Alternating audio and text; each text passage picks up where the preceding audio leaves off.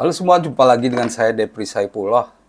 Kita ulas laga melawan Vietnam yang di yang mana kita kalah 0-1 dari Vietnam lewat gol Nguyen Quang Hai, pemain senior.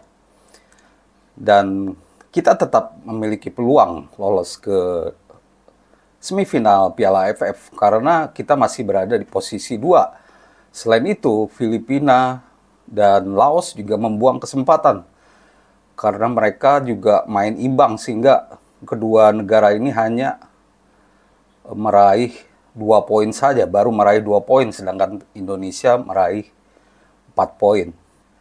Sedangkan Vietnam melesat sendirian dan memang mereka tim terkuat.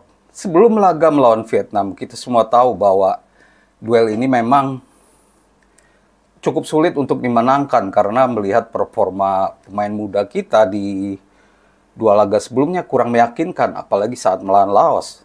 Tapi melawan Vietnam ternyata kita menunjukkan permainan atau pertahanan yang solid. Pemain-pemain muda, di mana 3 pemain ya langsung mendapatkan debut ya. Mikhail Tata, lalu Ahmad Maulana Sarip, langsung tune in dengan permainan timnas Indonesia.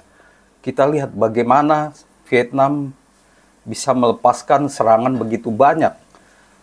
Mereka melepas sekitar 18 tembakan dan 4 diantaranya mengarah ke gawang.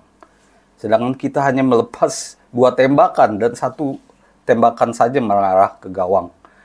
Itu menandakan bahwa kita memang main defensif dan melawan tim senior Vietnam, anak-anak muda U22 ini mampu memperlihatkan kualitas mereka.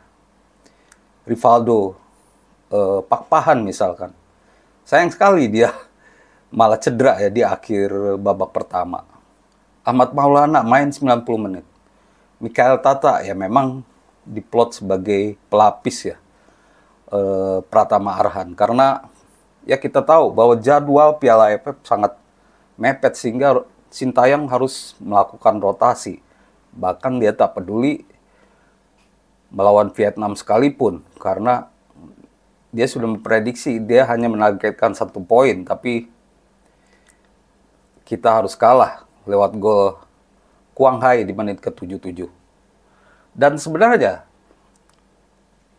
kekalahan ini cukup positif menurut saya karena Sintayong sepertinya memang ingin mencari pemain terbaik. Terbukti dia menurunkan 3 pemain baru dan ini cukup positif untuk melawan Filipina di laga terakhir yang masih 6 hari lagi atau 5 hari lagi pada 21 Desember 2024 nanti.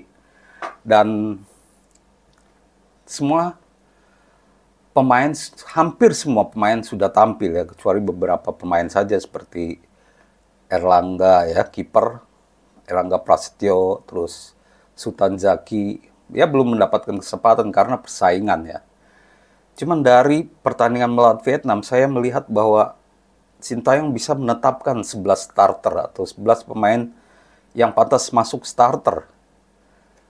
Ini prediksi saya ya, kalau dari posisi kiper ya, kita lihat bagaimana permainan dari kiper timnas Indonesia yang begitu baik ya. Cahya Supriyadi tampil begitu baik. 2 kali jadi starter dia, 1 kali kebobolan memang. Waktu lawan Myanmar dia tidak kebobolan sama sekali. Tapi saat melawan Vietnam, dia memang kebobolan karena ya mungkin posisinya tidak pas dan Quang Hai cukup berpengalaman untuk melepas tembakan ya. Saya pikir Cahya Supriyadi pantas menjadi starter. Sedangkan di posisi 3 back, menurut saya Sintayong sudah punya 3 back terkuat ya.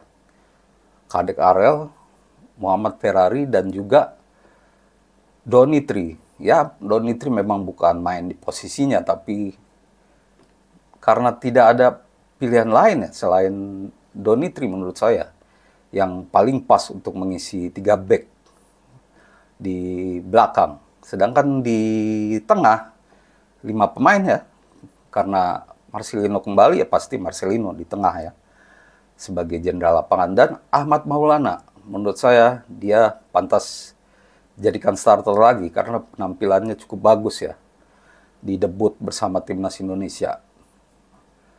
Satu posisi lagi Arkan Fikri. Nah, untuk posisi winger kanan kiri tentulah Pratama Arhan dan Asnawi.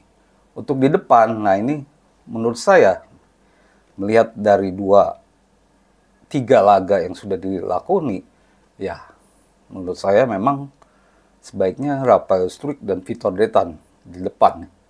Terlihat sekali Victor Detan lah yang mendapatkan peluang kalau saja tembakannya tidak ditepis oleh Philipp Nguyen. Menurut saya hasilnya pasti berbeda. Dan kita berharap pemain-pemain muda ini dengan waktu persiapan yang cukup baik bisa lebih siap melawan Filipina, karena timnas Indonesia harus menang melawan Filipina karena kecuali Laos ya, Myanmar dan Filipina masih ada 2 pertandingan lagi. Tapi menurut saya peluangnya cukup berat. Myanmar saja baru satu poin dan mereka akan menghadapi Laos ya di laga terakhir. Dan Indonesia lah yang paling besar peluangnya. Kalaupun misalkan Filipina akan menghadapi Vietnam pada tanggal 18, menurut saya kalau Filipina menang, tapi kita punya kans untuk menang di laga terakhir. Sehingga Filipina sekarang 2, misalkan menang lawan Vietnam 5, sehingga saat melawan kita menang 7 dan mereka tetap 5. Tapi tentu tidak menganggap enteng ya, karena kita lihat, Sintayong pasti melihat bagaimana penampilan Filipina saat melawan Vietnam nanti. Kalau bisa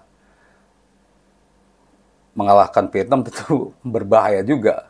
Tapi paling tidak mungkin mereka ingin imbang ya. Dan tentulah ini kesempatan bagi timnas Indonesia untuk meraih tiket ke semifinal.